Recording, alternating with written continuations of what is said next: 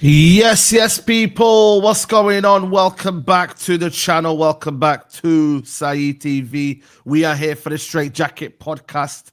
I know it's a day later. I was a bit busy yesterday, so we couldn't do it yesterday, unfortunately. So yeah, we are here today. Make sure you like the video. Make sure you subscribe to the channel. You know what I mean? We're nearing towards football, so at least we kind of get out of this international break, because I can't lie, there's been too much international football. It's gonna be football till March, people. So yeah, looking forward to it. But Minna, how are you? You got your lemsip tea? What's going on in there? No, it's just normal tea, man. Somali tea, bro. Oh, Somali tea. Okay, it's cold, man. It's cold. Yeah, you gotta drink like 3 cups of tea a day now. Yeah. I can't lie. Do you know what this cup is? No. You're not a Harry Potter fan, I'm guessing. No, I'm not. Like I've watched it. I know the Harry Potters, but I'm not like a big fan. I won't go to like the station and stand there and wait for the. I don't know what that is. This is Slytherin, man. This is one of the houses in Harry Potter. Yeah, that's it. Go Slytherin. You know, there's some people here. Big up to Killis. There's some people in here. You know what I mean? I was shocked one day. I was in King's Cross. I was shocked when I saw a long queue for platform 9 3/4. I was like, why are people queuing up just to take a picture next to the wall? It's just a wall that they're. Yeah, I know what you mean. I know what you mean, but it's iconic, innit? Like, you know what I've noticed here in life, yeah? Whatever I deem to be sad, and like you know what I mean? Like, you get what I'm trying to say? I'm now starting to be a bit more mature and say, you know what? That's their happiness, innit? So I'm not gonna be like, quite interesting, isn't it? Like, some people might say, like, you know, whatever you're into is weird or it's sad. Yeah. So it's cool. It's cool to have hobbies. It's cool to have interests. Exactly. So that's why I don't really like people say, oh, but it don't bother me. Like, No, enjoy but that's yourself. why when it's international break, that's why you got nothing to do but to stream, because you ain't got interests outside of football. Yeah, I mean, I see that's the main thing. I just to go see family. I can't lie to you. Like So like, that's you don't watch like TV shows? no, I Do don't you watch. read? I'm a boring guy, you know. Like, I'm very Just football or simple. nothing. I just football, see family. I might play the badminton here and there. You don't play badminton. Stop lying, bro. You don't play I'm badminton. very good at it. Trust me. Like, I don't think anyone's beaten me in badminton yet. What? Yeah. I didn't have you down as a badminton baddie, bro. I'm not gonna lie. I did. Like, you may think, but trust me, badminton and table tennis, no one can beat me in them two. I remember I was in South Africa, beat Turkish, beat Skulfuggery. You know what I mean? I was destroying everyone. Nobody wanted it. You get me? So fair. You need to come over to paddle. Come over to paddle. I don't know. You know, I feel like it's one of them ones where like I hate when when something becomes so mainstream now. It's like, is it really like, I don't know. I prefer badminton. I can't lie to you, but paddle, I have heard that it is mad. Yeah, badminton's all right. I don't mind badminton. I prefer paddle. I want to get into tennis, but I don't think I'm the tennis kind of person. I can't lie. Tennis, yeah. There's a place by me where you can book it. It's all right. It's all right. Man said hipster Saeed, you know. Listen, man, you gotta be in different places, man. You know what I'm saying to you? Like, you trust me, when I play I think I'm good at paddle, innit? Until there's some lady I play with. Wallahi, she's like 67 years old and she smokes us. Like, every single time I play with her, she smokes us. And she's not even in paddle, you know, you run around the court a lot. She don't even need to run around. Wallahi, she don't even need to run around. That's how good she is. Technique. But she said she's been playing tennis for like 51, 52 years. Oh, yeah, that makes sense. Yeah, I'm good at cricket as well, because I went to Asian school anyway. So, like, you know what I mean? Like, yeah, this is something I never knew this about you, that you're good at cricket. Yeah, I'm good at cricket, man. You know what I'm saying? Quick cricket. I used to play quick cricket a lot. You see how, like, you know how it's like when they say, oh, can we play football? I'll be like, you know what, man, I don't mind. Bit quick. Because, bro, the Asian brothers would be teaching me saying, yo, like, it's one of them ones where, like, we can do it, innit? When you go to an Asian school, you'll know about cricket, innit? So, yeah, I didn't grow up around a lot of Asians, and I had Asians in my school, predominantly Somalis and Arabs in my school, though, predominantly. Oh, predominantly. Yeah, okay, yeah. Now, that's lit. And obviously, Somalia, we won our first game since 2019, hence why I should be wearing my Somalia top, man. But you know what? I'm just wearing mine by chance. I was looking for my Palestine shirt. I couldn't find it. So I thought, let me just wear my Somalia shirt. Because we're playing Oman as well, I think tomorrow. Tomorrow? What time? Yeah, we're playing Oman tomorrow for the Arab Cup qualifier. So if we beat Oman, we qualify and play in the Arab Cup that's happening in Qatar next month. Jeez, come on. Now, they should send us out there, you know. I can't lie to you. I'd go down. The funny thing is, I'm pissed because I was thinking of going. I am going, but it's after the Arab Cup. So if you qualify, I might have to change my ticket and go a bit earlier. Yeah. Okay. But yeah, guys, just to let you know, we won our first game against Bahrain as well. You know what I mean? It's not a shabby team. So yeah, man. Rating 90 something. Yeah. And we're like 200. Yeah, exactly. So listen, big up to everyone as well, man. You know what I mean? Obviously, Nigeria, they can hold that, but yeah, big up to you lot. But big up to everyone watching. Make sure to hit the like button. Nuruddin will be here later on. He said he's going to try and make it, people. You know what I mean? So for once, you might get a quiet show, guys, man. You know what I mean? Your ears might be a little bit rested today. You know what I mean? But big up to Nuruddin. Musa's still in Saudi, so big up to Musa and whatnot. But listen, Mina, it's not the greatest news, but Sesko's out for 3 to 4 weeks. Manchester United confirmed he'll be back in training at the beginning of December. Slovenian striker set to be sidelined for around 3 weeks. Not a serious long injury, as reported 10 days ago. Are you gutted? Are you like you know how normally you'd be like, oh man, this is gonna be a big blow. Like, how did you feel when you heard about the news? I mean, it's sad, bro. You don't want anybody that says they're happy that their player got injured. For me, you're mad. You're unhinged. Yeah. Because the same way I wouldn't want, even if there's a player that I'm not fond of, I wouldn't want them to be injured because I don't want them to, I don't want to be a man down in positions. Because then Facts. you're just going to be going into every game thinking, oh, imagine we had backup in this position or we had backup in this position. It's unfortunate for him, but also I think this is the time for other players to step up. I'm interested to see how Ruben Amorim takes this. Like, what's going to be the game? Because I think he's going to miss about 5 games, apparently. Yes. About 5 or 6, maybe. Mm. So it'll be Yes. interesting to see how Ruben Amorim decides who plays ahead of, Sesko not being there anymore. Does he go with Xerxes? Does he revert back to Cunha? And if he goes with Cunha, does that mean Mount is going to play in the 10, or is Bruno going to play in the 10? If Bruno plays in the 10, will Kobe start? It's like a domino effect of decisions. I do think though I think it will go more towards Cunha playing in the 9. I think the manager will go with that, and we'll either see Bruno in the 10 or maybe Mount if he's fully fit. But it's sad with Sesko getting injured, and I remember people saying that he should have played on after the Spurs game. Exactly. He should have shout out Marcel, because Marcel was saying he should have played on, and I was like, bro, you're mad. He shouldn't. Come on. If the medical staff is saying it's better for you to come off. It doesn't matter if you think you can play it through it, because really and truly, that Spurs game, at that point when Sesko went off, United we didn't see ourselves even equalizing, let alone winning. I understand if it was, if it was 2-2 at that point and United were on Spurs, but we were the I would say the weaker team at that point in the game. Spurs were all over us. Facts. Spurs were all over us. The only unfortunate thing was him coming off, meaning United had used all 5 subs, so we had to play with 10 men. But this is, I think, a moment to see if Ruben Amorim is truly genuine in terms of the fact that, you ain't got a striker now. You got one striker on the bench in Joshua Xerxes. Everyone else you got is, in my opinion, hybrid 9s. They're not 9s. You're just playing them as a 9. So are you going to be true to your word? And because you said, early in the season, Joshua Xerxes can't go anywhere because the games are going to come and the opportunities to play are going to come. Is those opportunities going to be now?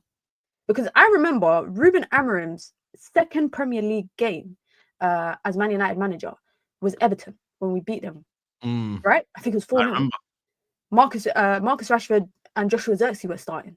And that was, I think, one of Joshua Xerxes' better performances that we've seen in a Man United shirt. He never really got in my opinion, the opportunities to start again in a Premier League game after that. So I'm intrigued to see how he goes into this Everton fixture on Monday, given the fact that some of these players are returning from international duty. Some of them didn't go on international duty. So, some players will have fresher legs for the season. You get it? Mason Mount, fresher. Harry Maguire, he's going to be fresh. Joshua Xerxes is going to be fresh. Cunha coming back from duty. Casemiro, all these guys coming back from duty. Bruno Fernandes, Kobe Mainoo, fresh legs. Are we going to finally see the opportunity of those players that haven't had the chance to play now? Because you lot don't see it, but Sesko being out for a month or so is a domino effect on the careers of Xerxes and Mainoo. I think it's going to be a true testament to what Ruben Amorim thinks of the two of them. Because if Sesko's out for a month and he chooses to utilize Joshua Xerxes, which means, in my opinion, it benefits Cunha and Mbeumo because they play in their more natural positions. I don't have to watch Cunha play as a 9 where he barely touches the ball and he's just an off-the-ball merchant where he's just forced to run. So if we see Xerxes play, then I'm intrigued to see, okay, what is he going to do with those opportunities? If we don't see Xerxes play and we see Cunha play in the 9, okay, if Bruno's going to play in the 10, is that going to give a domino effect to Kobe Mainoo? I really think it all goes hand in hand. As crazy as it sounds, 100%. I think it goes hand in hand, all of it. Yeah, I agree. I can't lie to you. I think you spoke facts there. Like, for me, it's going to be a test. I think the problem is with our number 9 is that, for some reason they're barely injured in wherever they are. I don't know what Sesko's injury record is like at Leipzig, but I can't think it would be that mad. But for some reason we're gonna have injuries in it. But it's how you deal with it now. I personally don't want to see Cunha up front. I'm not gonna lie to you. But then again, the manager's not gonna use Xerxes, so therefore it's gonna be Mason Mount on the left hand side, and then you're gonna see. But if he doesn't use Xerxes, that's what I'm saying. That's a message to Xerxes. That despite the fact that the manager's saying in the media, the games are going to come, because really when the games do come, if you're not going to play, it's time for you to go. like, I'm speaking from. They won't let him leave though. They won't let him leave. They can't hold him hostage, bro. I think it's an opportunity market for Manchester United. They don't want to let him leave and have one less attacker option, despite the fact that he's not playing much, but it's still legs on the bench at the end of the day. They don't want to let him go without knowing if they can bring in an adequate replacement that the manager can use and utilize. Because the last thing you want is to have to call up Chido Obi because Benjamin Sesko's got injured again in February, and you've let Joshua Zirkzee go. So I understand Man United. I think they need to have a contingency plan. I don't think it's they don't want to let him go. I just think it's, we will let you go. With like Højlund, they only let Højlund go when we brought in Sesko. I know. So I think it's the same. Let him go beforehand. Yeah.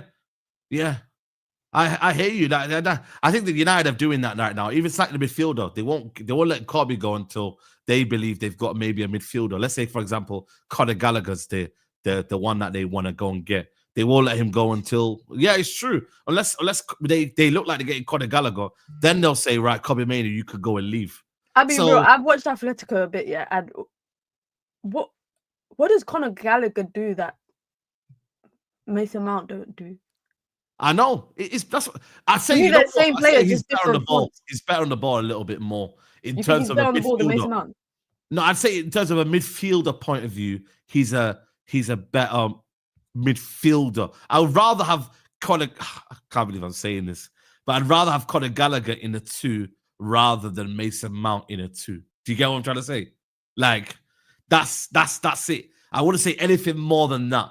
Like he's more suited to being a midfielder rather than to Mason Mount being a quote-unquote midfielder. The reason why I think Conor Gallagher is suited for Atletico, I know, because of how they are out of possession, how they are quick in transition, because they sit back, low block, all that. If you got legs and you can run, it's calm, it's good. I don't think United need that. I know, I agree. I don't think United need that. You know what I mean? United needs to get Kobe Mainoo in the team. But all of a sudden, everyone's just forgot. You know what, man? We've got to prioritize this system, and you know what I mean. The system is the best thing since sliced bread. You know what I mean? We were having this conversation yesterday. Shout out Harry Pinero because he was on United View with us, and we talked about big Harry, man. And I was saying, and we were talking about the Kobe situation, and I was saying the Kobe situation for me, it's not about club and Kobe. For me, it's about the institutional problem with Manchester United as an academy pathway from academy to first team, because we've got and there's a couple of people contributing to the argument, and we've got a lot of young players coming through the academy over the next couple of years, right? But if they are looking at the way that the paths have turned out for some of the best players that United have produced in the last decade, they might not think that they have a future in the first team. There's a lot of hype around like JJ Gabriel. There's a lot of hype around like players like Shea Lacey, United through and through, etc., etc. But Ruben Amorim, for example, like on the weekend, the Spurs game, when Kobe Mainoo wasn't fit, I genuinely think that the academy record at this point has become sentiment. It don't have meaning. It's just become, I don't want to be the manager to break it. I agree. And that's where I would say, criticisms come for the manager. And just Manchester United as a whole, that if you are, because back in the academy record and under Sir Alex, etc., these players weren't just on the bench, bro. They were starting. There was multiple players from the academy in their starting 11, multiple players on the bench coming on in game. Right now, we've accepted. Oh, the record's not broken. There's an academy player. There's a player there, rather than what it had the meaning. Like, what is it? Like the true meaning of the essence of it, I think has been lost. And I think with Kobe Mainoo, so many people, I think as fans, we're so obsessed with Amorim versus Mainoo. We need to understand why are we pushing away our best players that we've produced from our academy in the last decade? I agree. Why are we getting rid of them? Why are we moving away from fundamentally what Manchester United was built upon? And Jim Ratcliffe said something interesting in an interview, and I want to see how it turns out with this new crop of players, because he said we need to develop and be one of the best academies in England so that we stop paying big prices for players.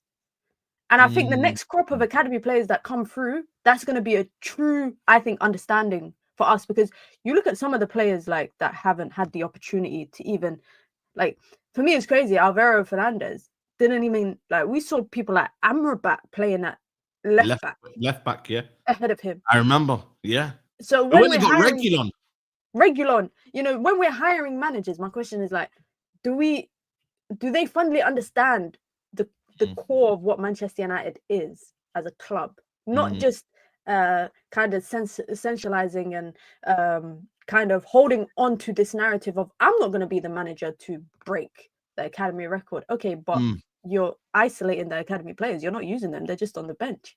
100%. I agree. I think you're right in terms of like now it's like before I used to be like, who's on the bench? Who's this youngster? Who's this player? Now it's like, yeah, he just, you know what I mean? It's Fletcher. I no disrespect to Fletcher, but I don't see him knocking on the door anytime soon and be like taking that offer. You know what I mean? It's not like, for me, it's like, I'm not saying that players have to go from academy to first team and straight into like the starting 11. You don't have to do that. There's very minimal players in our academy that have done that in the last decade. Yeah, I agree. And potentially none of them will play for Manchester United by next season.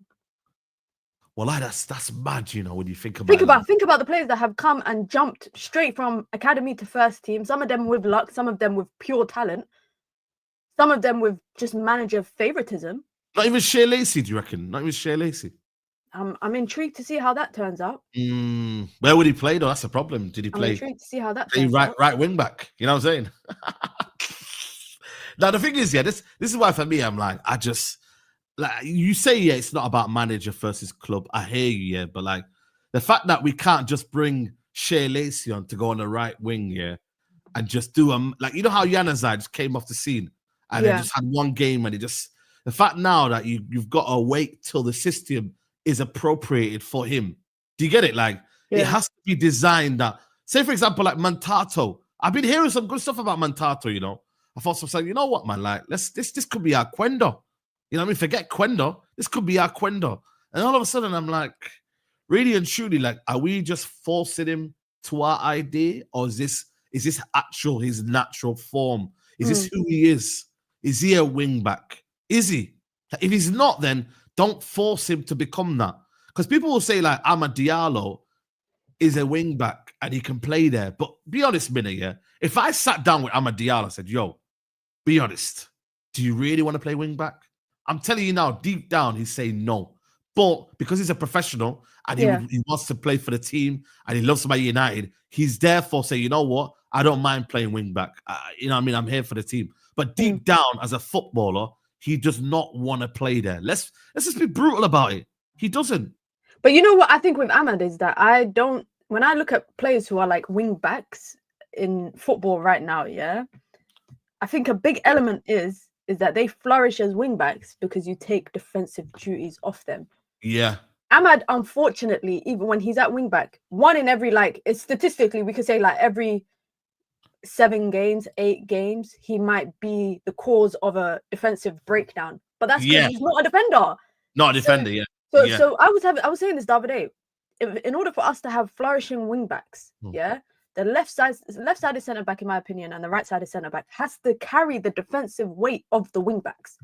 They have to be able to do that, which means they have to be able to cover their space, but also the wide space. You look at Inter Milan under Inzaghi when they were flourishing, got them to a Champions League, done well with them. Denzel Dumfries was essentially a right winger in their system, right? Except he was a right-sided centre-back, was picking up spaces in attack outside of the box on the right-hand side of the attacking box. And then when they got into transition, he was back like that, covering for Dumfries, because Dumfries essentially, even when Inter were building up from the back or on the break, and they're hitting the right-handed side, Dumfries gone, DeMarco gone. Even Bayer Leverkusen, if you not watch Bayer Leverkusen under Xabi Alonso, those wing-backs were essentially wingers. Because they didn't have that heavy defensive duty. And that's not me saying that Amad doesn't need to track back, or, Patrick Dorgu doesn't need to track back. No.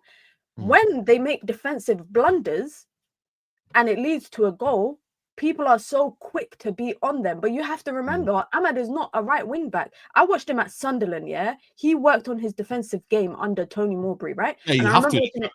I remember watching Tony Mowbray in an interview talking about, how he's working on his defensive game with Amad because he wants him to improve there.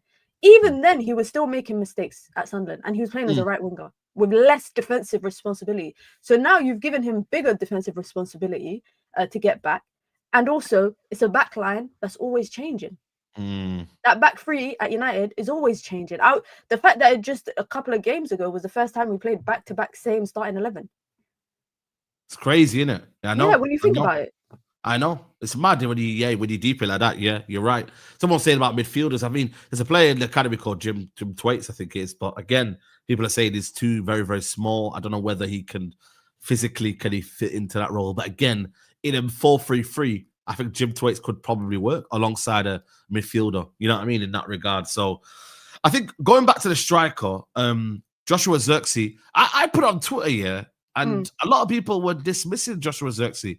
I said Zirkzee and Mbeumo, Cunha. That would be my front three when Sesko's out. But a lot of people saying, nah, man, Mason Mount. And I'm like, I think Joshua Zirkzee could be the best like foil for the other two to run off. You know, he could be the one that can link up play, and the other two can get into the positions. But Mason Mount, he does do a lot of hard work, and maybe he's more of a hard worker than Cunha in that aspect of getting into the shape and the formation, and maybe the understanding of the formation. Maybe, you know, Mason Mount prefers that. Or we could go into a 5-3-2. Yeah, that could be an option. But that probably is a better option when Mason Mount is in the team, because then we can form a 3. We won't. You know, I think we won't play a 5-3-2. Why? Because a 5-3-2 on paper confirms that Man United are playing with a back 5. You know, Ruben Amorim never wants to say that we play with a back 5. Yeah. So if we were to play a 5-3-2 with 3 midfielders, that will confirm. So unless you're saying 3-5-2, you'd have to say 3-5-2, because you don't want, the manager doesn't want any sort of confirmation that United play with a back 5. I will say though, people that I think as football fans, yeah, sometimes I think we are a bit one-dimensional, and I'm criticizing myself as well. We see tunnel vision when it comes to football. It's either Zirkzee or it's Mason Mount. Why can't it be both or either of them, depending on the game plan? If you're telling me today Mason Mount was to start, or Zirkzee starts against Everton, okay, no problem.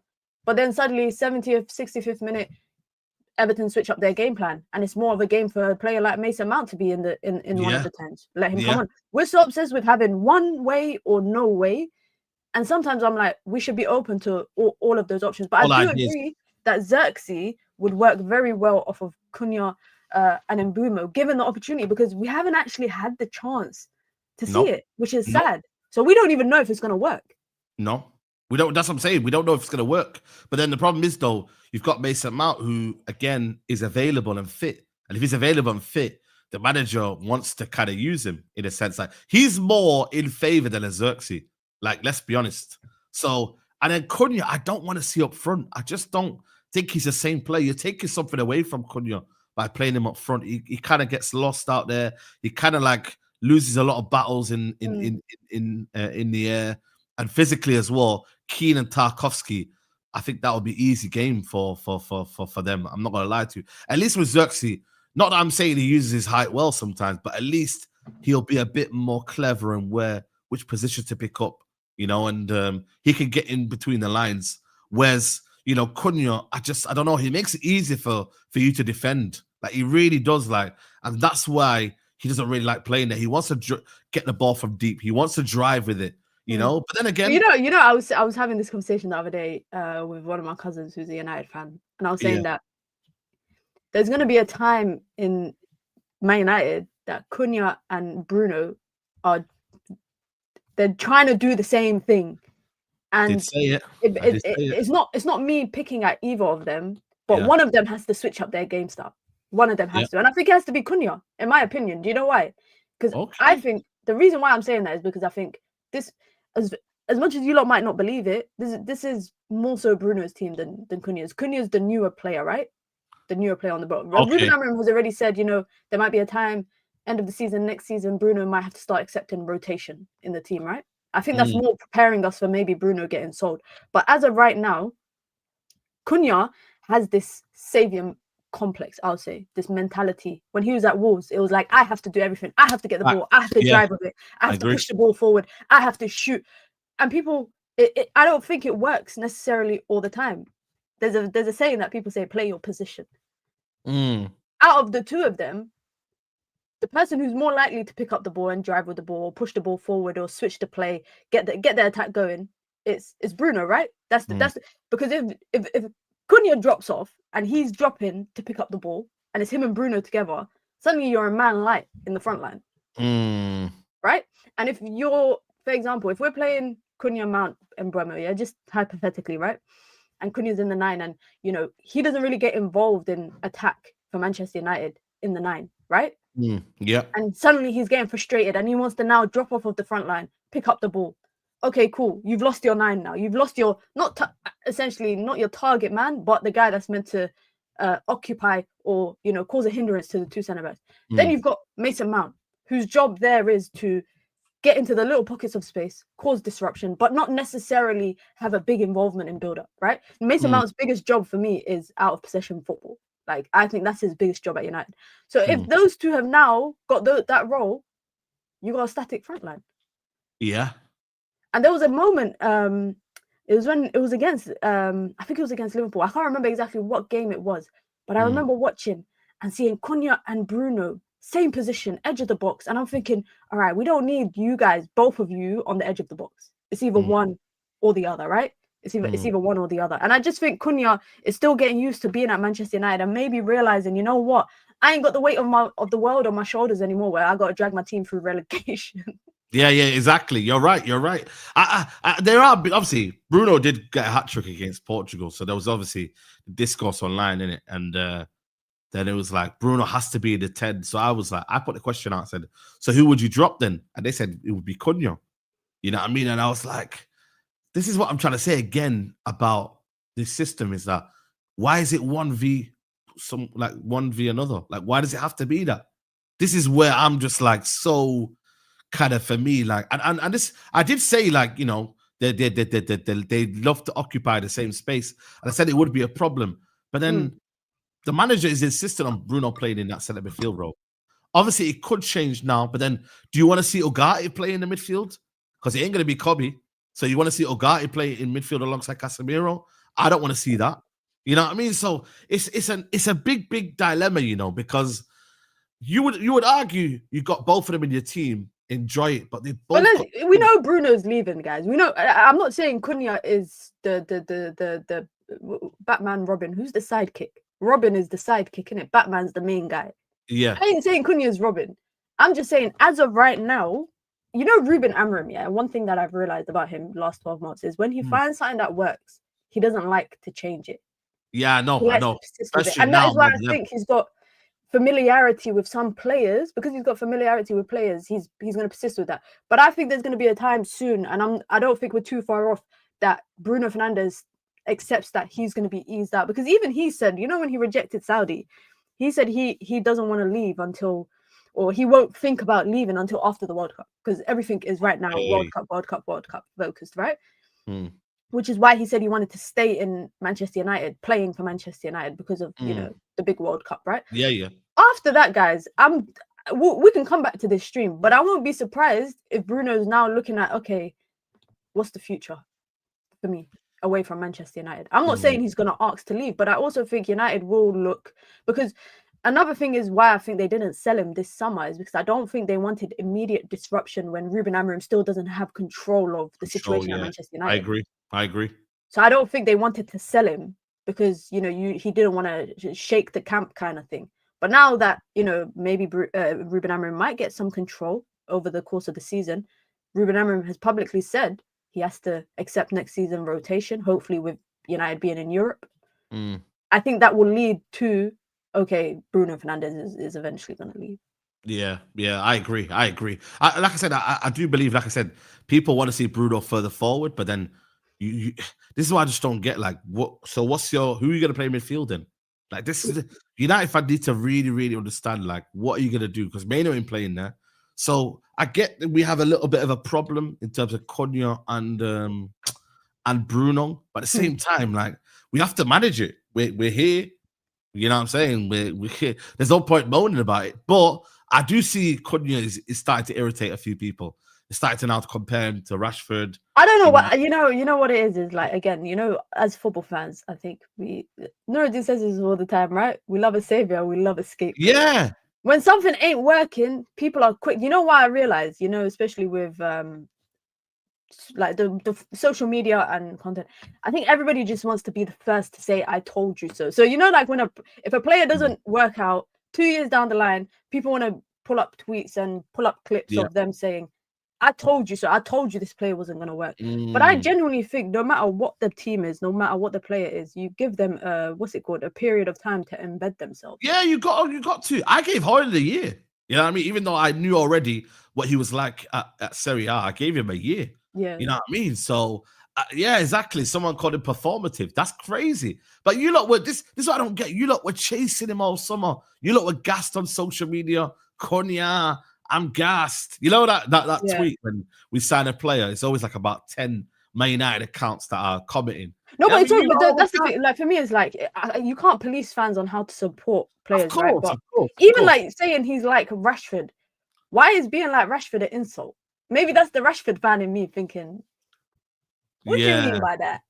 Yeah. And obviously Rashford's doing well at the minute in it, and then Konya isn't. He's only got one goal. I can't believe it, though. He's only got one goal this season so far. You know what I mean? I think he should have scored more. But at the same time, though, like Mbumo's doing well, and it's Mbumo's time. Konya will have his time, bro. You know what I mean? It's like it was going to be a long season, guys, man. Konya will have his time, bro. You don't score 15 goals last season, yeah, for no reason, bro. I'm sorry. You don't score 15 goals, you know what I mean, out of nowhere. I'm sorry. It just doesn't work like that. So Konya will get better. But like I said to you, we need to find the right balance, though. Left-hand side, you know what I mean?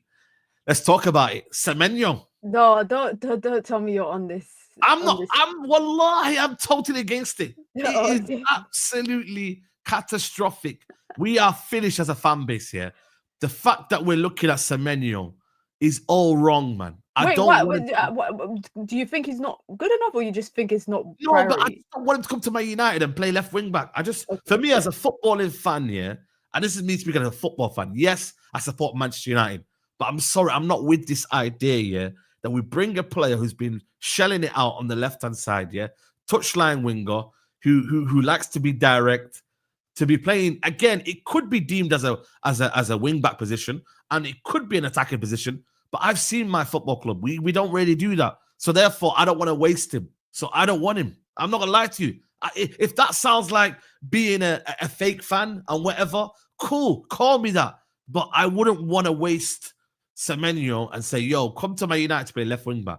No way. So, and then also, I don't think we should spend that money this summer. 65 million is a bargain. Come on. Say that again? 65 million for Semenyo in January is a bargain. It is. I rate him. I've defended this guy from to the hill on the Big Six because Big Steve don't rate him in it. Me and Steve are going back and forth for Semenyo. I'm saying he's good. He's dead of the day. He's brilliant. But at the same time, it's like, I think we need to address the midfield. I think left wing back, I think we could go and buy someone who's suitable for the role. And also, I'm not going to lie to you, we'd be absolutely cooked defensively if we had Semenyo, Ahmad, Mbumo, Konya, and then Sesko. Imagine Casemiro, what he'd have to do, and Bruno in that midfield defensively. Imagine that Luke Shaw, that guy's hamstring is going to fall off. It's mad. It's crazy. So, what the thing is though, like, do you buy into this idea though that because I believe we've been indoctrinated by this system, and wallahi, United fans are just not thinking right in the head here. But like, can it work? And if so, am I losing the sight of like, yo, he can still play as a left wing back? Mm. Do you get it? Like, am I just because I just wallahi, this is probably one of the few times I'll agree with you on your footballing opinion. I it might be one of the.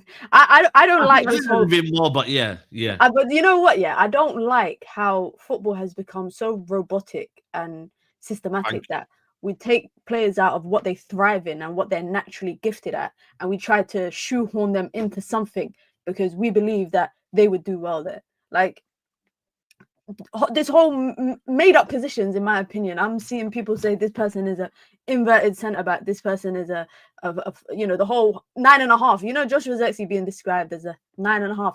I was like, what the hell is that? Even 9 or a 10, man?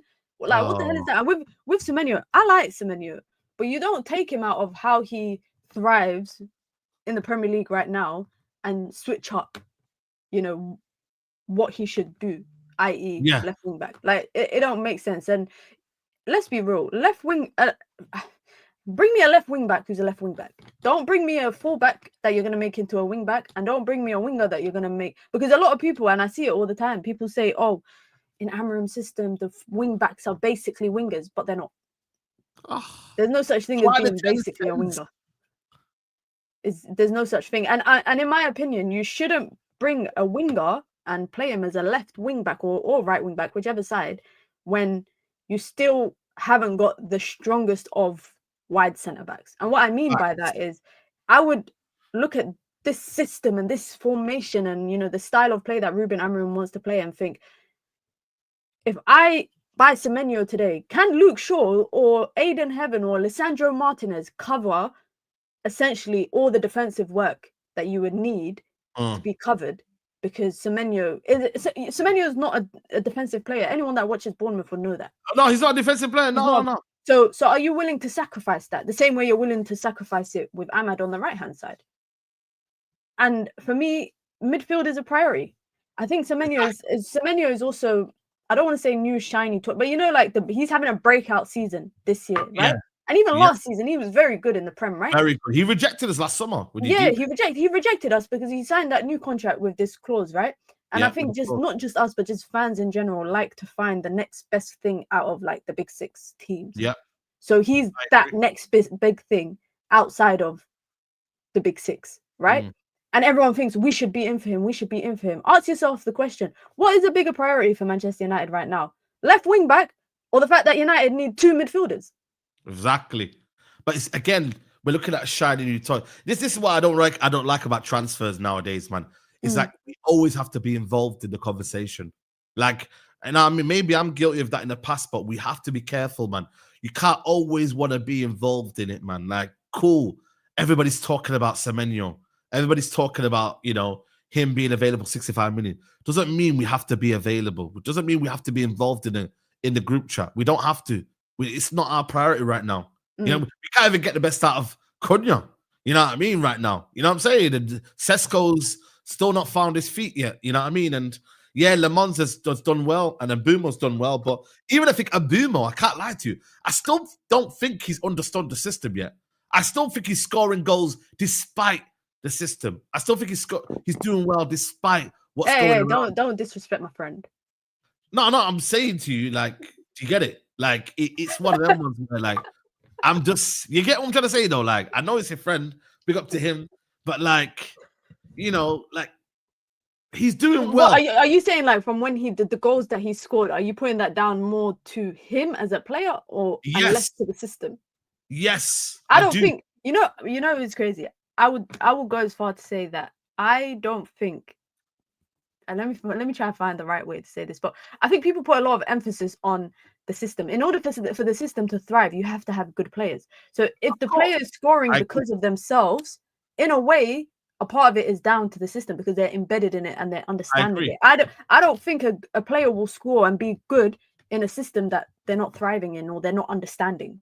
So with Mbumo, I think he understands the system. I think he understands the way that Ruben Amorim plays, but I do think it's his ability to score and create is equally as important as the ability to be in the system and play in that system. Yeah, I agree. Like I said, I think for me, he's had good performances, I think, in a United shirt. What I'm trying to say is that I still think the game gets drifted away from him because of the fact that we don't really know what we're doing. If you look at the first half against Brentford, I thought he was involved. Second half, less so. Game against Man City, first half involved. Second half, I think he should have scored, but again, less so.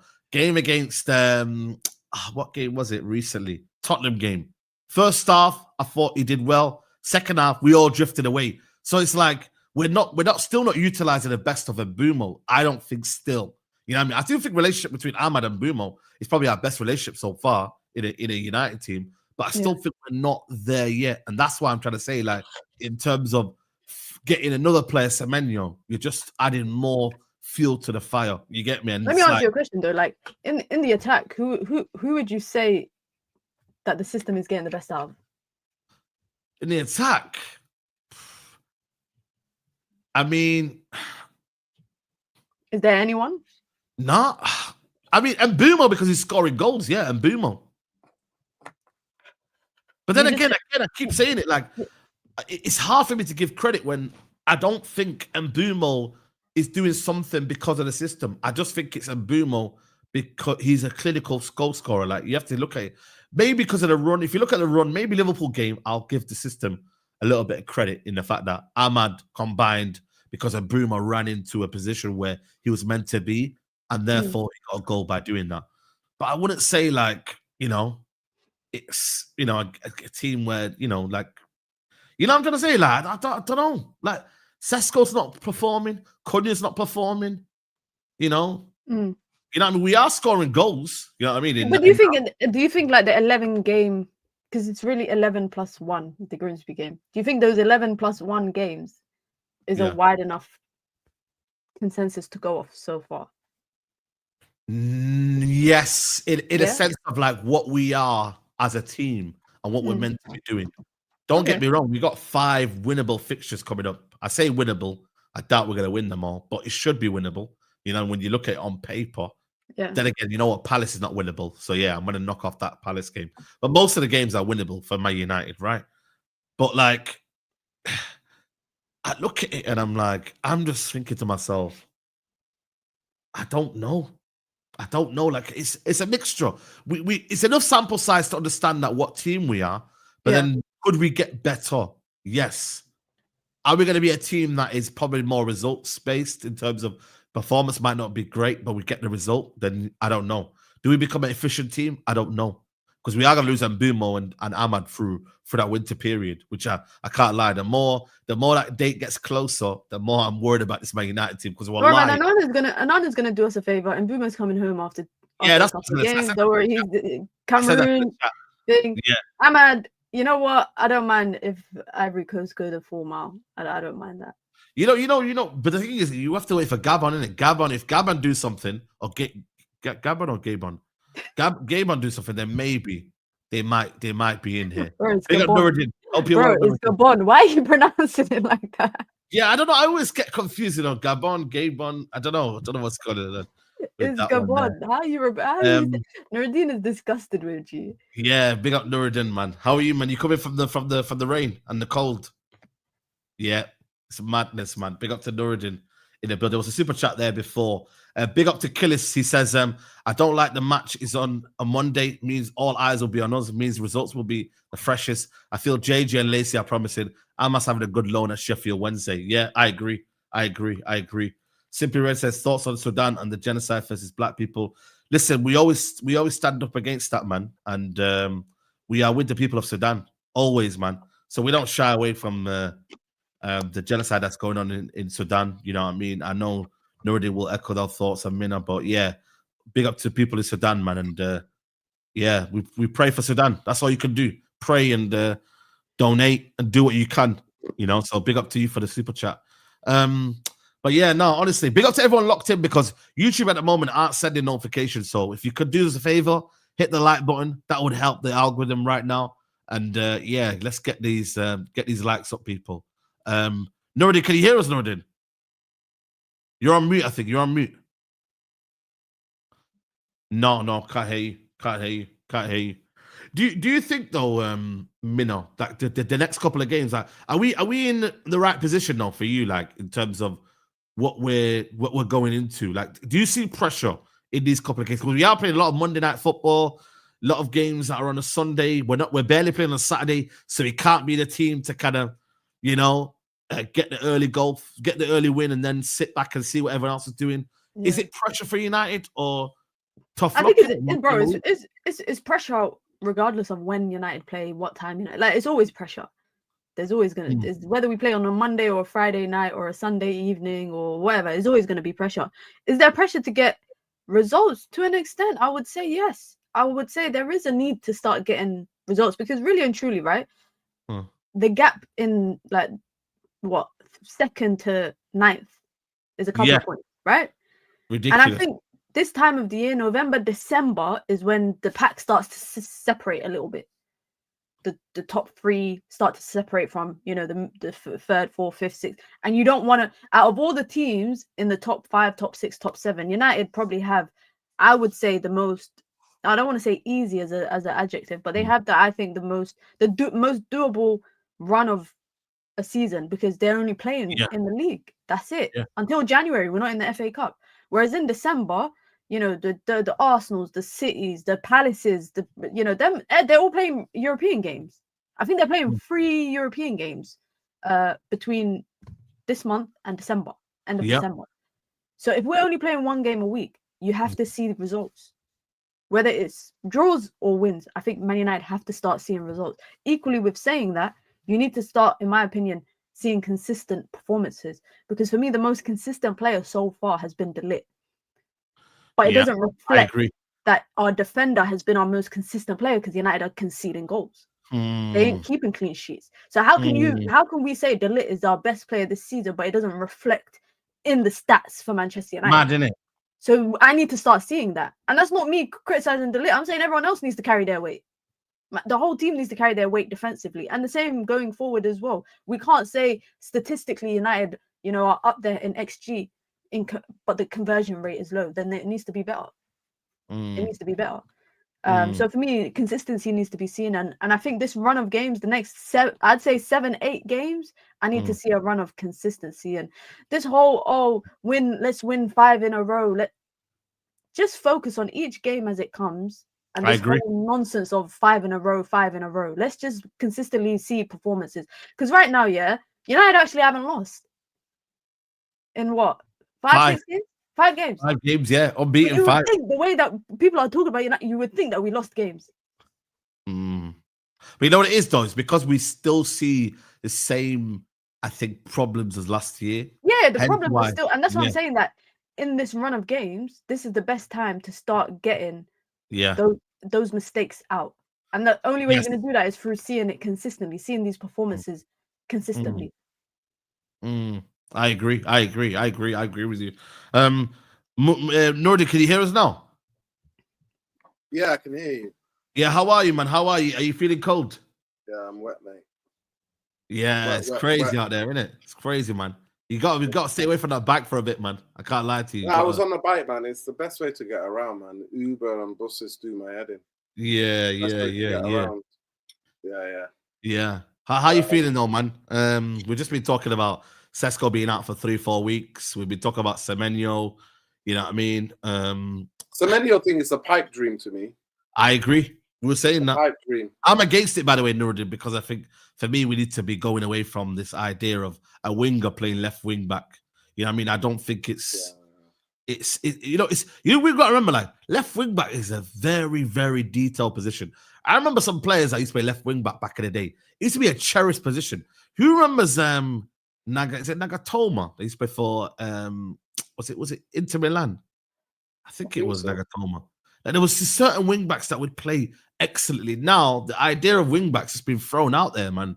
And I get it. There's teams that are playing with a 3-back, 5-back, but we've got to be like. I just feel like United have got to be careful with this idea of like just putting attackers at wing back and thinking that it's all going to be amazing. You can't think. I don't think you can have that. You know, that mindset. Yeah. I mean, to be fair, there've been players always through professional football that have been converted, started at one position and then been converted. But it's only good as the coach, you know, the system. Yeah. Victor Moses. Yeah, you're right. Yeah. So it's only good as so. I mean, I don't see. I'm just listening to what Mina's saying there. Listen. The home record. The only positive thing about Manchester United is the home record. Yeah, home record has been good, right? One loss this season. Yeah, and we won the majority of games. So, in the next couple of fixtures, it's going to be very interesting to see where we go.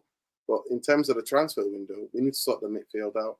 Nobody's going to gaslight me about Casemiro and Bruno working in midfield. That's not happening. That's not happening. Nobody can tell me that's working, that's superb, this is and that. No. Manchester United are still soft in the middle and easy to play against. Hence why we concede lots of goals. That's why you can never justify. There has been this lull in the fan base for a long, long time. I've been watching it from, closely watching it, where they think we've got great defenders. We're great in defense. We don't We don't need to worry about defense. I'm just like, what are we doing here? Manchester United concede a lot of goals. And it's so easy to open us up.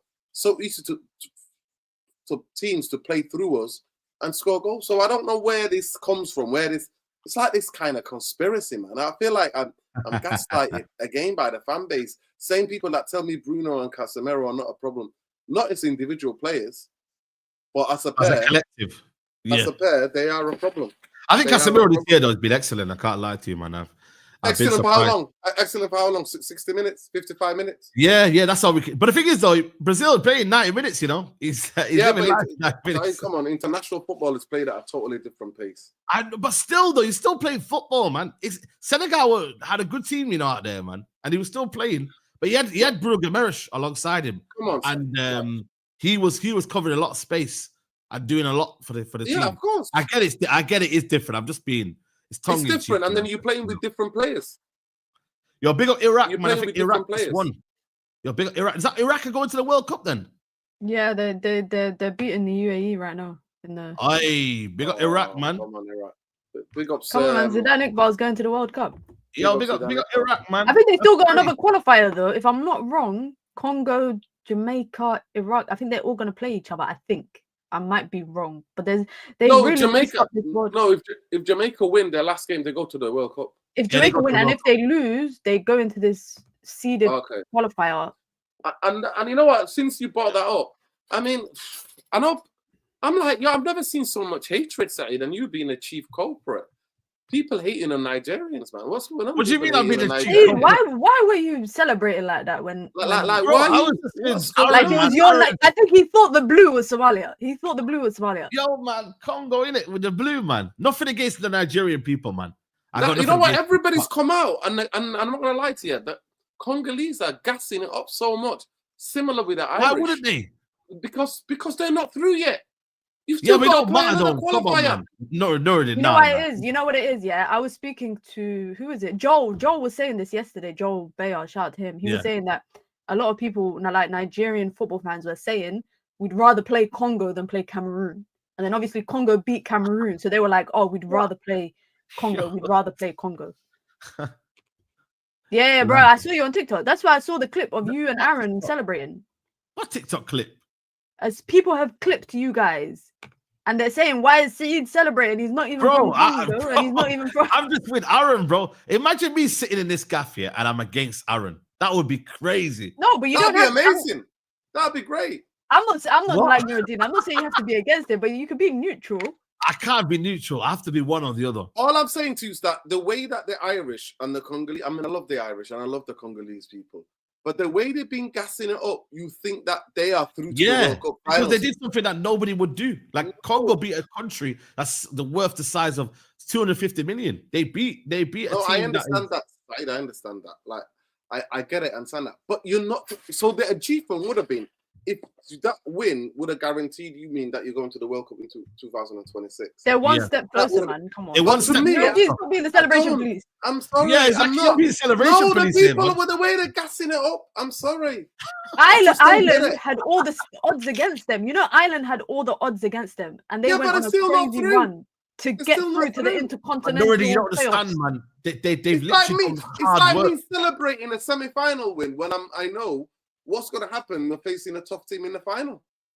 Like, no, listen, you're actually celebrate that moment. I'll celebrate for the game. You're like the British that ruined Christmas. No, let me finish. I'm not a celebration police. I'm not that British. I'm not celebrating British, and I'm not that British. The point I want to make to you is that I just don't like. I'm like, yeah, celebrate, but the way that social media has just been crazy. And the amount of Nigerian hate that I've ever seen, people who it's not Nigerian hate, man. Yo, the hate against the Nigerians is unbelievable, man. It's not Nigerian hate. It's just understanding. It's one side that's celebrating, and that's no. You know, the whole of Africa was supporting Congo. I think the whole of Africa. It's because Nigeria are. It's because Nigeria are what's it called? They can get under people's skins like that. Yeah. Like, as a football team and a footballing nation, they are trolls. Yeah. Then, like my friends who are from Nigeria, they are the biggest. Like, I would troll them. I trolled them about losing AFCON final, back in last year. And the first thing they said to me is, "Where's your country in AFCON?" I can't even banter with them because straight away it gets personal. So I get why people were celebrating when Nigeria. I'm not with alone, this hatred of Nigeria. I didn't like this, by the way. I didn't like this from United fans. This was very low from United fans. Celebrating Grimsby losing. This one I don't get, Nordy. You could have a go at this, but everything else, I think it's just banter. You know what I mean? It's a bit of laugh. You know what I mean? So, you know what I mean? I just think for me, it's one of them ones where, you know, if Somalia got into the final, let alone, we just won a game the other day and we're celebrating. So it's context in it. This is the first World Cup if they get there since 1972, I think it is, or 74. So yeah, man, let them enjoy it, man. Guys, keep liking the video, people, man. All I'm saying is that for me, I think banter is banter, but some of the drag the Nigerians are getting on the socials, it's just a bit too much. It's what it is. That's it. And the way but did you not see what the manager said? Yeah, about the voodoo, that's crazy. May Allah keep us away from that, yeah. But when I saw him saying in the interview that he's blaming voodoo, saying someone's there to do voodoo on the touchline. That's how I know that. You have to hold that L at that point. You can't be accusing people. And then he said it in a press conference afterwards. Yeah, I know. He doubled down on it and said there was someone there doing voodoo throughout the whole penalty shootout. That's crazy. That's crazy. You just have to accept it, in my opinion. You took your best striker off. Rather than you saying I shouldn't have taken my best penalty takers off the game, out of the game. It's mad. It's mad. It's honestly it's crazy. Only football, but to me, I've just seen people taking it outside of football and taking it and saying some disparaging things about it. Yeah, I think it's banter, man. I think football, the way football's going right now, it's all banter. For me, there's nothing wrong with football banter, but when people are taking it, I think that Nigeria have represented Africa in the World Cup for a long, throughout the years. The '94 team. They did well, But you know what it is, Nordin? Did well. It's inter-African banter, because the second someone from I don't know, like Chile or the USA start bantering Nigeria for not qualifying to the World Cup, then as a continent we unite. Yeah. But as a continent, we can banter each other. You're right; it shouldn't be personal. But when it's just football banter, there's nothing wrong with it. Yeah, you got to keep it respectful. That's it. Nuruddin is 2 seconds away from giving us a Martin Luther King speech. No, I'm not. I'm far from it. Listen, I do banter as much as anybody, but I just saw in my head, I'm just like, no, there's another game to play it. You're not. I don't know what. I agree. I've just seen too much a spillover the celebration. But going back to United, I mean, I have no belief. The only thing that I have belief, and it's because I saw it with my own eyes, is the home form and how the fans get behind the team. That's the only thing I have faith in. I don't have faith in anything else. The away games are the away games, and Manchester United have shown themselves for who we are, what we are, and how much. How much. We just have to take advantage of everyone else's problems. I've noticed here, Nuruddin, in this league right now, Newcastle are going through turmoil. Villa have got European football. We just have to make sure. But we can't. We cannot though. We've proven that we can't. I think everybody's got problems. We played against a Spurs team who played midweek, and I agree. The it's coming out saying we're fatigued. I agree. But that's because of the way we played. That's more because of the style of football we play. But I just think, this year getting top 4, I don't think we should be. You're talking about over celebrating. It shouldn't be over celebrated because I feel like this year it might be quite. I'm not saying quite easy, but it won't be as difficult as what people are saying to get top 4, 5 this year. Because look at Chelsea; they went missing for like nearly 4 or 5 months, and then they sneaked into the top 4 on the final day of the season.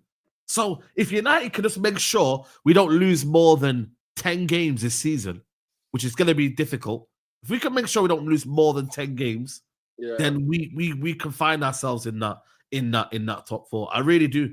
But obviously, Mbumo and Ahmad being out for a couple of weeks, it might hurt us. If we don't take advantage of this period here, it might hurt us because I feel like after January, it gets a bit difficult. So we've got to make sure, these double game weeks coming up, 6 out of 6, win these games. Bring that comment up by Abdi Zebra. It's the truth. Cameroon are the best African team ever. No, big up to them. 100%. 100%. I agree. That 90 team, 99, England cheated them, mate. Gary Lineker diving all over the place. Yeah. Yeah, yeah. Some of us weren't born then. I was a child. I was a wee little boy. Yeah. Lost 5. Liverpool lost 5 in this only November. Yeah, but if they get Semenyo and then they can reignite their season again. Like, I don't think Liverpool are going to be this bad for the whole season. I wish it continues. I don't think Liverpool should get Semenyo. I think their attack is still quite imbalanced, and they're still trying to add another attacker to it. It's like, where do you put him? It's like the big link. Left. Liverpool has been linked to him. Yeah, I think personally, I think Arsenal is the right destination for him. Right? I would rather he stays at Bournemouth until the summer. But from a footballing perspective, I think if Liverpool go for Semenyo, they're still trying to figure out, number one, if he plays on the left wing, they're still trying to figure out, is he going to be playing with Robertson or Kirkes? Yeah. Right? That's the first point. Obviously, it helps if it's Kirkes, right? Because they're familiar with each other. They played with each other. Yeah. But then you've got an entire front line or attack of Ekitike, Isak, Florian Wirtz, Mohamed Salah, Cody Gakpo. You're still trying to figure out Szoboszlai. Ramiz is saying Arsenal have Eze Mina. I think Semenyo plays on the left wing, and I think Eze plays in the 10. Obviously, that's subjective. That's my opinion, depending on how fit Odegaard is. And also, Arsenal are going to need, I think, for them to win the title, I think they're going to need top quality backup in every position. I agree. So having Eze and Odegaard is not going to be detrimental to them. If anything, that's probably going to help them win the title even more.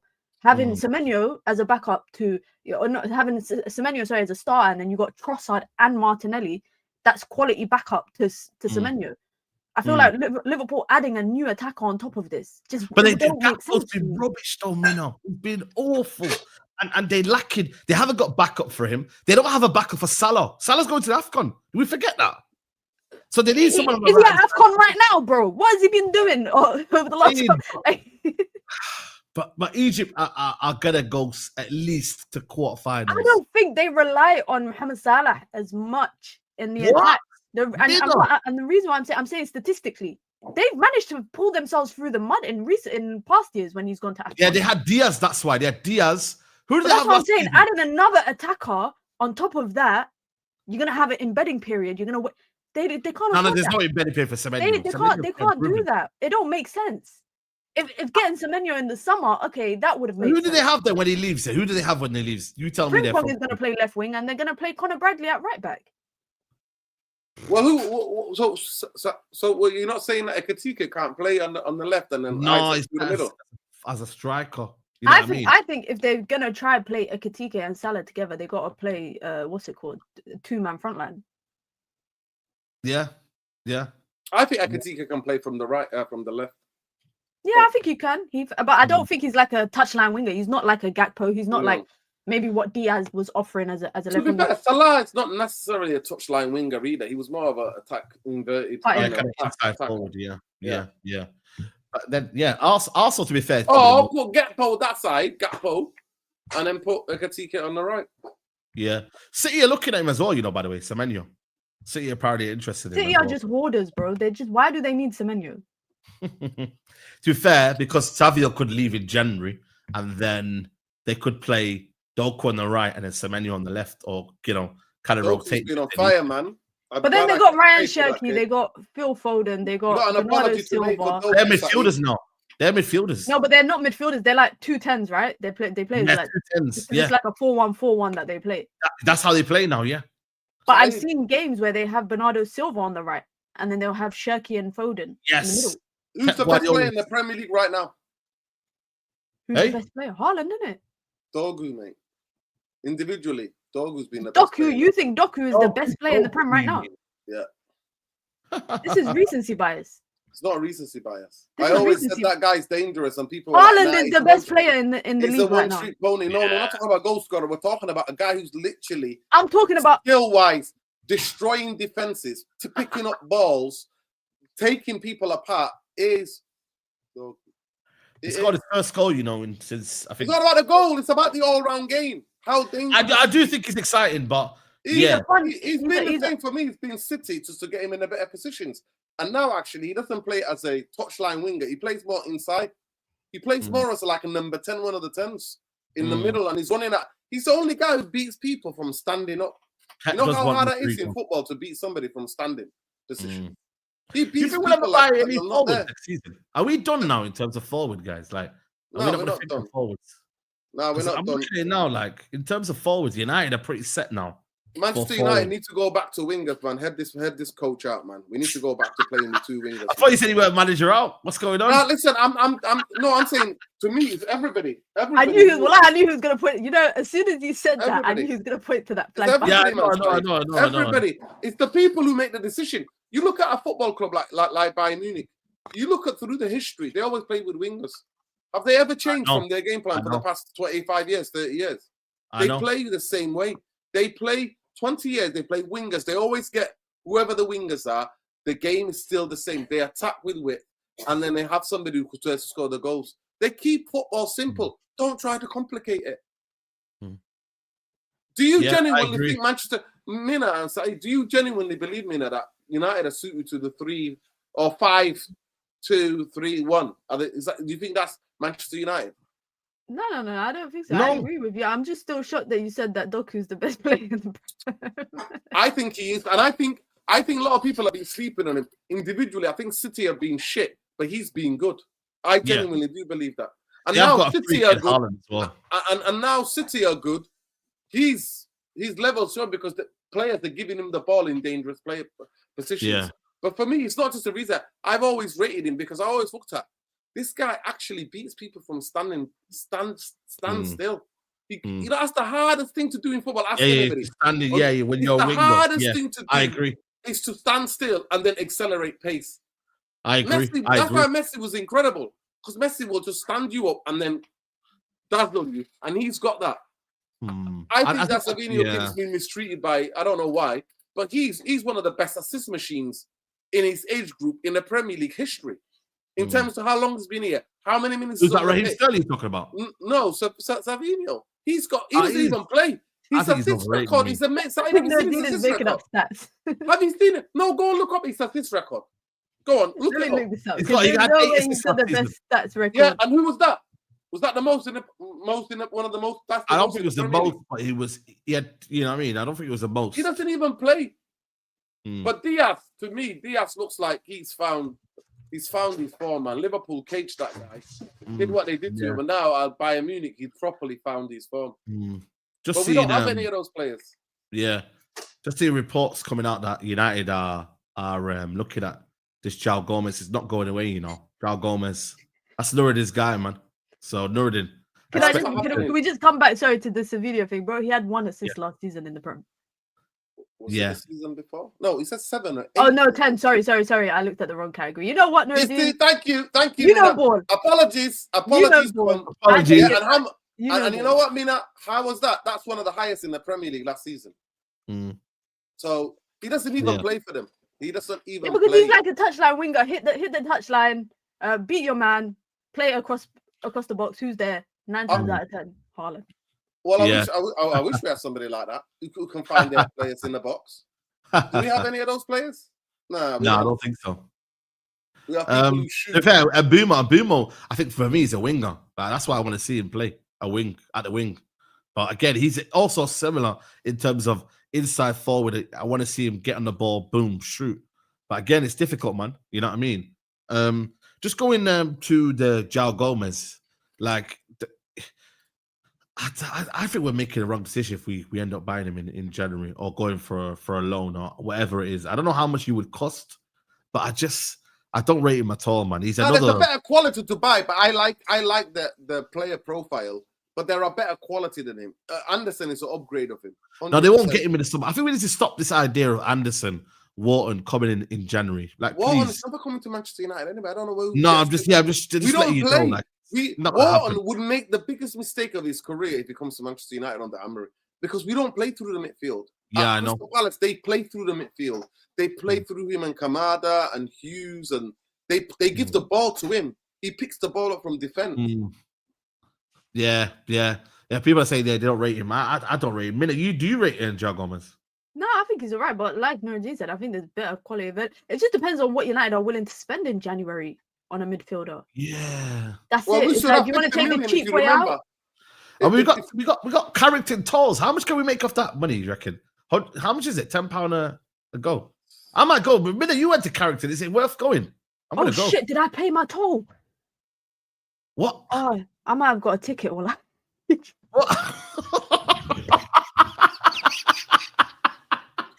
Oh shit! I completely forgot. I probably got a ticket in the post now. Oh shit! I'm sorry. Like, what the hell? I completely forgot, bro. I remember seeing the toll sign under the character thing, thinking, yeah, I'll pay it. I completely forgot. I was too gassed about. Nice.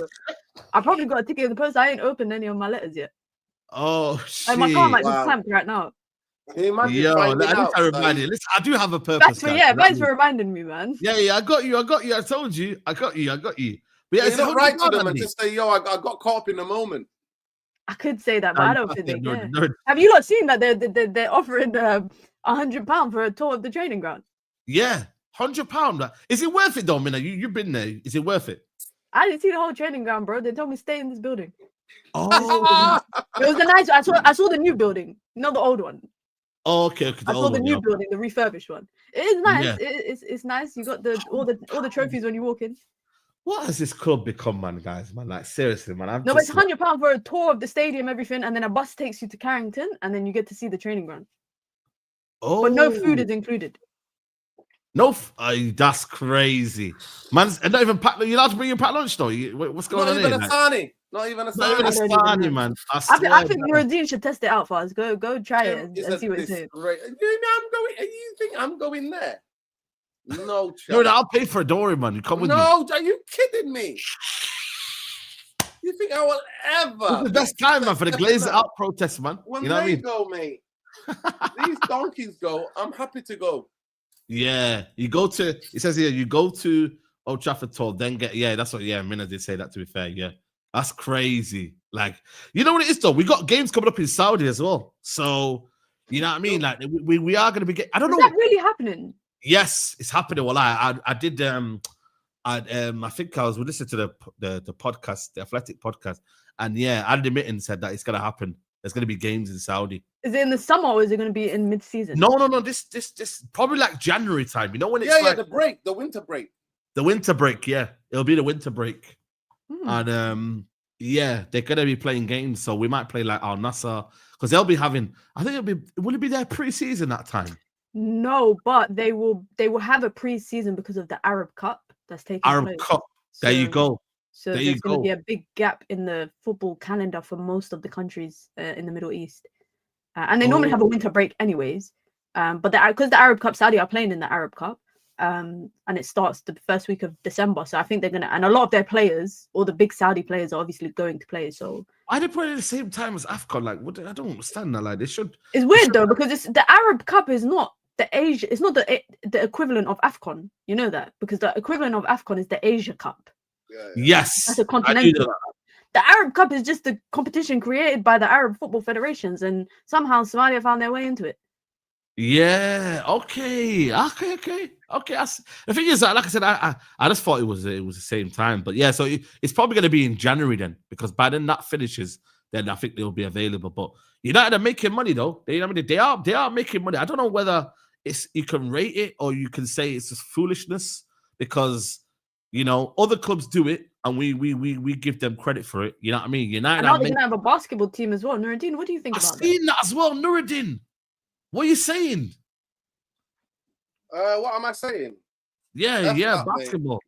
No, I'm not with this BS. Stop trying to create more revenue. It's the European Basketball League. So where we the European one. So where's the stadium? Where's the stadium then? What's the arena in Manchester? We might play there. Yeah, we could play maybe at the Velodrome. I think it is that they play at. I'm pretty sure. Or what's that little co-op arena next to the Etihad? Yeah, co-op arena. Yeah. Gianni. It's the Etihad around here. It's called the Etihad, not the Yeah. So United, they're trying to do something. They're trying to do something, man, guys, man. You know what I mean? So I don't know. Like I said, if it raises revenue, I mean, to the expense of, I think the embarrassment though is something as well that we do need to talk about. Like, it's I mean, the closing offices down. I mean, this guy's a penny pincher. This Ratcliffe guy, he is a penny pincher. I mean, You may say cool. Majority of people like you and other people were supporting this. And he said his main goal is to make Manchester United profitable, not make Manchester United successful, not Manchester United to go and win big trophies and compete for big trophies. It's about making the club profitable, which is what the Glazers have always done, so they can take their dividends out. He says what he says on the tin. At least he's not trying to hide it. That's one thing about he's not trying to hide it. He's not trying to hide it. I said, imagine Nuruddin versus Dalot and Radcliffe. Boy. You wouldn't want to see that. I tell you that, man. You know what I mean? Nuruddin will stay as far away from. That old man will get the biggest sabahat. Trust me, he's never getting up. He's never getting up. Nuruddin, be honest though. Like, if you see them right now, what would be your first word be? Jim. Yeah. If I saw Jim, I'll just tell him. Simple as me. Get out of this football club. You absolutely. No, but you can't. Another thing is, Nuruddin, if you want to use the time wisely and valuable, he's not gonna necessarily approach you if you're gonna be playing young. No, I'm saying though, if you wanted to do it in a manner that was effective, no, but if you wanted to be effective, but also. No, I'm saying you were part of the millions. You were gaslighting me last season. Gaslighting me last season, telling me don't worry about the Premier League, and then I turned around and my team was 15. Never in my lifetime was autograph. 15. He's gonna ask you if you want an autograph, man. He's gonna ask you if you want an autograph. You get a slap, mate. You'll get an absolute backhand from me, mate. I'll give him a backhand. Oh, and that's the me being charitable. Nah, you're funny. I can't lie to you. But Diego, Nuruddin would ask for tips on endurance for cycling. He'd be like, "Yo, cycling." How can I get quicker? Can I get some of the inhaler? Well, ask him, where's Dodgy Dave? And can I get some of those inhalers, please? Dodgy, you know what? I haven't seen him. Is he actually alive, by the way? Dodgy Dave's there. Dodgy Dave is just still part of Ineos. He's still running part of Sport Ineos. Overall. And Blanc as well. Blanc. They've almost been hidden by the Glazers, man. You know what I mean? He still works. He's still a consultant. Yeah. It's crazy, man. It's crazy. But like I said, I think for me, it's one of them ones where we'll have to wait and see, man. Big up the United Women's as well. They're a little bit. What happened with the Derby, man? I was absolutely devastated. I know, man. 3-0. Derby, man. Minor hiccup, man. The goals they conceded. Exactly, minor. The goals they conceded. Oh my God! Have we got a big enough squad, though, like to compete? No, we don't. There's no investment. It's on there invested. How can you get a team to the Champions League and not invest in a squad? They signed 3 players last season, if I'm not mistaken, Mina. So signed 3 players. One and let so many players go. Yeah. Skinner's still my manager, though, man. Big up Skinner, though, man. It's the number 2s, man. Stop that waffle, man. Every time there's a decent number 2, United do well. In, man. Skinner in. You know, Saeed's on the Ineos bankroll, bro. We know that. We've been. I'm saying, like, Skinner, you not give him harsh time, man. Skinner's a fool, man. Skinner doesn't understand. You should have asked. You said they got the team to Champions League. Back me now, and I need 6-7 players. I look at Manchester United women's team. I look at the first 15 players, maybe. I would say maybe 14 players, if I'm mistaken, please. Yeah, I'd say 14. 14 yeah, players. 14. And I'm sure I read a quote somewhere where he was like, "Oh, I don't like big squads. I'd rather keep it to 16 or 17." Don't listen to what he says. The guy talks a lot. Don't listen to what he says. It just changes. 1 minute he's saying I need a big squad. Next minute he's saying, "Oh, I'm okay with the squad I have." Then he's saying I need investment in January. After the game, it was such a bad performance in the derby. He came out and he said, "Well, Man City didn't really do anything to deserve the win. They scored 3 goals. They scored 3 goals in the first half. It was 3 in the first half. And he's saying they didn't do nothing to deserve the win." By the way, Min, are you team Hannah Hampton or team Mary Earps? I'm team I don't give a shit. Yeah.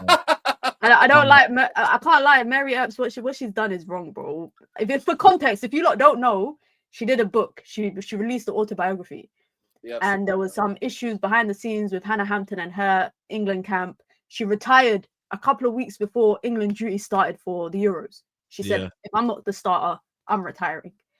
And then she did a tell-all book, and really and truly, I think, as an experienced goalkeeper in England, that people hold you value with weight. She just threw Hannah Hampton under the bus.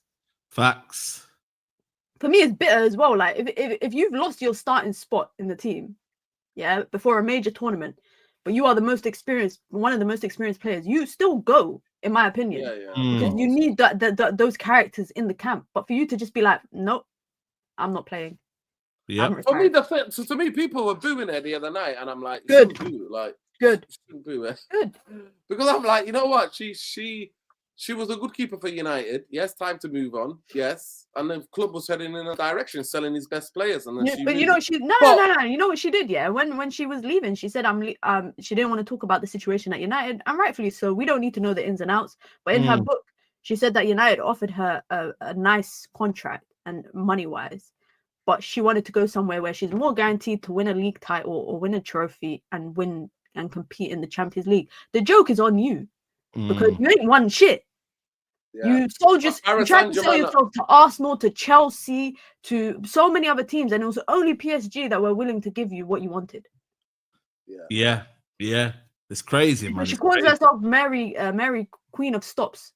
Because in her book, she talks about how she saved the penalty in the World Cup. We lost, by the way, in the final, but she saved the penalty. And she talks about how there was two of the biggest conversations after the World Cup was everyone talking about one thing that happened with Spain and the head of the federation, and her saving a penalty in a game that we lost. That's how I know you got main characters. She is very, very self-centered, though. Now they call her Mary Queen of Strops. That's what they call her. Wow. That is mad. That is mad. That is mad. That's crazy. Before we wrap up, Selim Lemons is starting. Big up to Selim Lemons.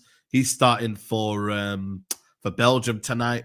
Also, I think the Brazil team, hopefully no Cunha, no Casemiro starting. We're trying to get them wrapped up.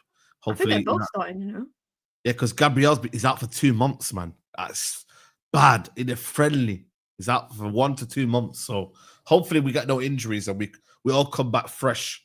Because that's what we need right now. We don't want no injuries. Have you talked about who's replacing Sesko in the Manchester United team? No, it'll be. Who do you think we should? Mason, well, it should be Messi, but it's going to be Mason Mount. Yeah, and Cuddy up front. Yeah, I agree. That's what we were saying. To be fair, even though should be Xerxes, but Xerxes hasn't got a future here, unfortunately. You know what I mean? So does not Manu. So we just have to accept that. You know what I mean? It is what it is. My only problem is that our bench is going to be even more like light now, because if Mason Mount's going to start, that means it's only going to be really Xerxes and Manu on the bench. After that, it's really, really a bad bench. United's bench is actually bad, you know, when you actually deep it, like, it's bad. It's a lot of defenders, and that's it. There's nothing really else. If Mbeumo doesn't score, I haven't got really anyone else to change the game. This is where I'm kind of low-key a little bit concerned in these next couple of weeks, because if we run out of ideas, we don't have no one to change the game. There's no game changer on the bench. There's literally no game changers. You know how crazy that is? Man United. At least Chelsea have got a little something in their bench that they can change it around. No, it's not little something. Chelsea have got bro, they spent $1 billion. Of course they got something on their bench. Yeah, of course they got something. You know what I mean? But yeah, man said I want to buy Endrick, but I'd loan him. I think he's going to Lyon, unfortunately. You know, so why would we go for Endrick? Yeah, Lyon. Yeah. Esteval. Yeah, they're running out. Yeah, it's crazy. Like, hopefully, like I said, we just survive and we get to January and maybe a little couple of loan options. I don't know. Maybe there'll be surprises in January. Like, we will act like we don't want anything, but I'm telling you now, there will be some loans. You know what I mean? Because once upon a time, this football club, we bought, you know what I mean, some decent loans in January. Some decent players, man. The club has a history of buying some good players in January. So not with Ineos, my friend. Well, yeah. Not with Ineos. It's only Bruno that we brought in the last couple of years. You know why it sticks out is Cantona mainly. Cantona is the biggest. And what's it called? I think Evra, Vidic, and then, but in the last decade, players that we bought in the January window, just Bruno, really. Yeah, Bruno, yeah. Big up to you. Yeah. Listen, big up to Jude Bellingham, man. Bondi, Daily Mail, man. And Craig Hope trying to put. Can someone explain that to me? Because why is the media obsessed with Jude Bellingham? What did he do? Did I miss something that he did in the game or something? Let me explain something to you, Mina.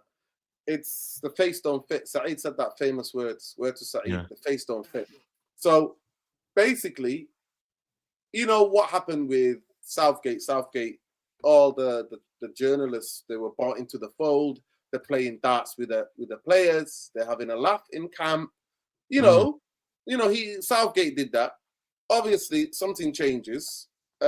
England were not playing good, and those same journalists started coming for them. But we all know, majority of the football British media are anti-black.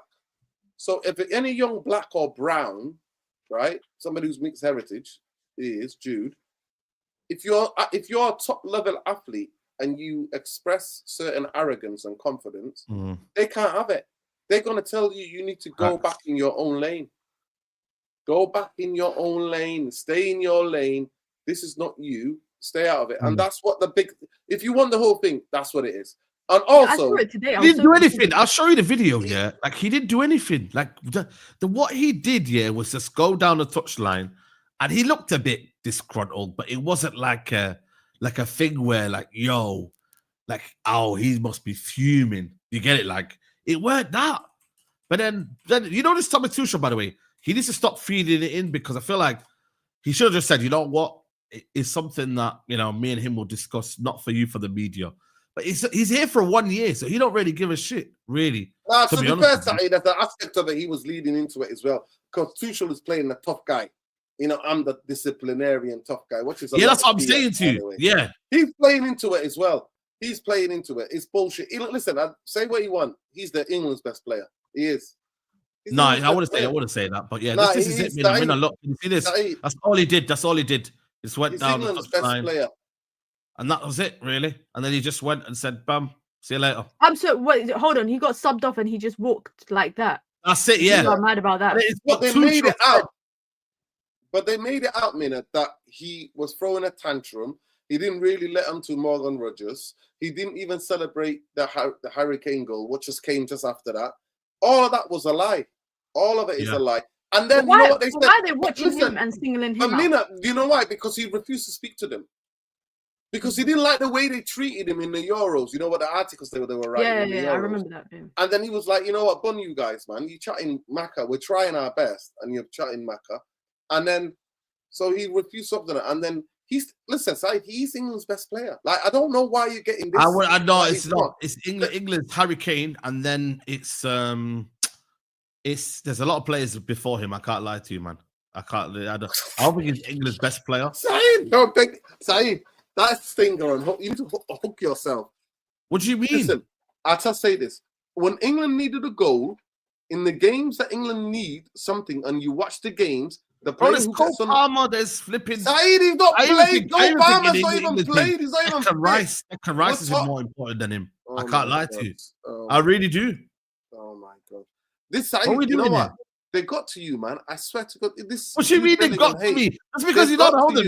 You're asking me. To you, man. Hold on. You can't do that. You said to me, it's Bellingham's England's most. Do a poll now. England's most best player. That's what he said to me. He is England's best player. Yes. It's very subjective, bro. It's not like a fact, bro. It's not. Saka's more important than him. Jude Bellingham. Sorry, Harry Kane's more important. He said it. I rest my case. Arguing for the sake of alas, I rest my case. What do you mean rest your case? Cole Palmer's not even a starter for England. He doesn't start. What do you mean? He scored in the flipping bro. He scored in the did he not score in the final? Yes or no? I don't want to argue with you. Did he score in the final? Yes or no? Answer the question. Did he score in the final? Yes or no? Saeed, I don't want to argue. Make it 1-1. Right. If anybody watches England, yes or no? Jude Bellingham is the best player for England, and everybody who knows it sees it. Yeah, but are you saying that because of what's happened? Or are you saying that because not because of what happened. No. It's not sympathy. You might not like the player profile. It's simple. You might not like the player profile. Yeah. Listen, I ain't got no sympathy, especially if it's that and that. You know me, I'm ACAP for life. And if you know, right? So I am never supporting some popo. You understand what I'm saying to you? People understand and know, right? I'm never supporting any of that. Jude Bellingham is England's best player, but I understand you might not like the player profile. Hey? I just got Nuruddin's reference. There you go. Yeah, I didn't get it, to be fair. It's like a minute, but I got it. Not too much. He doesn't get it, Nina. He doesn't have a clue what I'm talking about. But that's because you don't rate him. No, I do rate him, but I don't agree with his opinion that he's England's best player. That's all I disagreed with. That's all. Kane in tournaments, I've been in the last Euros. He was England's best player. When England needed something in games, he was coming up with the clutch moments. He was. He was. Okay. I don't know why we're arguing here. You might not like the player. You might not like the player. You might not like the player profile. And he's one of Real Madrid's important players as well. He is. Let's be real. Yeah. Like I said. Listen. We're going to agree to disagree anyway. Killer says here, Jamaica have to beat Curacao to qualify. It would be nice because of the Hurricane Melissa, but Curacao would be the smallest nation to ever play at the World Cup. That would be incredible. I think they're 120, 130,000. Yeah, it was them or the Faroe Islands. Yeah. If the Faroe Islands made it, it would have been Curacao. Curacao is the smaller. That would be what's their population? 120,000? 120 or 30,000. Sometimes it gives you different things. One time's 130, sometimes 180,000. But I'm telling you, and then the other one, what we might be able to qualify is Suriname. Imagine Suriname kept all their players instead of playing. I know. Instead of giving it to Imagine Netherlands. they all played. Gullit, Seedorf, Davids. I hear you. You know what I mean? Like all these players, even someone like Van Dijk. You know what I mean? Like all these mixed heritage players, they would all have to play Suriname. So Suriname would be officially then become the, if they qualify as well, they've got a chance to qualify.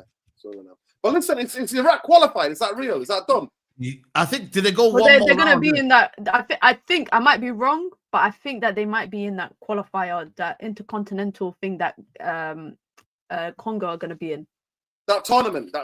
Yeah. Tournament. Which is like a. By the way, I think Congo goes straight to the final. You know, I think other teams have to play a semi-final, but Congo goes straight to the final. They wait for whoever the other players are. The teams are. Sorry. Yeah. I think so. Yeah. I think you're right. What time is that game on Jamaica? And, it's late. It's 1:30. Wow. Yeah, I'll be in bed, man. I've got to go. I know one person who'll be doing a watch along. Shout out Flawless. Yeah, Flawless Troops and them. Flawless Troops. Yeah, 1 a.m. man. Tune in, people, man. Hopefully they make it Jamaica. But then I also think hopefully, you know, whoever wins will be happy for them. So yeah. What game are you doing a watch alongside? I'm doing the Brazil game and the Spain Turkey. You're not doing that. You're not doing the most anticipated game, Scotland Denmark. Scotland win, they go through to the World Cup. Listen, I'll be checking it out. No, Mandem Talk will be on Thursday. Thursday, people. I'm in London tomorrow. So Thursday, Mandem Talk. Already you're live later on. I'll send them through to you. Yeah, 9:45. Yeah. I'm live later on. Yeah. There you go. But guys, can we like the video, man? Like I said to you, YouTube are not sending notifications. I've seen a lot of you saying that you didn't get notifications. So please hit the like button. I don't know how many likes we're on. I didn't really ask that much, but hopefully you've liked the video. Let's get to 400 likes at least, people. Tomorrow I'll get a couple of videos out tomorrow. And then, like I said, on Thursday, we'll have Mandem Talk. Minna, tomorrow, watch along, yeah? Nah. I got to shoot, bro. I forgot. Yeah, I'm out of town. But I'll probably drop a video after because it's a big game, man. Wolfsburg versus United in the Champions League. Early kickoff as well, so make sure you watch it. 5:45. Wow. Yeah, 5:45. Yeah. I think United are going to hold some goals tomorrow. Yeah. Well, I think Wolfsburg destroy Paris Saint-Germain for... I'm more scared of Lyon than I am Wolfsburg. Okay. Yeah, Lyon's a good team, though. Lyon's more one of the big giants. The only thing I'm worried about with Tullis Joyce, the keeper, she's out with a injured eye socket. So she's out for like a month, apparently. So our goalkeeper's a bit of a rookie. She's been one of the best goalkeepers I've seen at United. Yeah, and our keeper is a bit of a rookie. So shout out to her because she's the first Asian player as well to play for Man United. That's the most big up to her. Thing, yeah. What's her name? Something Patel. Middleton Patel. Yeah. You mean South Asian? You mean? South Asian, South Asian. She's South Asian, and she plays for Wales. Big up to her, man. Big up to her. Yeah, big up to her. I did not blame her for any of the goals. I thought she made some good saves against Paris Saint-Germain, but I didn't blame her any of the goals in the derby, man. It was just I think it was just freak goals to the only credit I can give the women's team is that they didn't fold like the men's team. Because the men's team, they're 3-0 at half time. We're getting back. It might be 7. 6 or 7, yeah. But then they kept it second half. They kept it 0-0. So big up to them. I said, big up to you lot. Big up to you lot.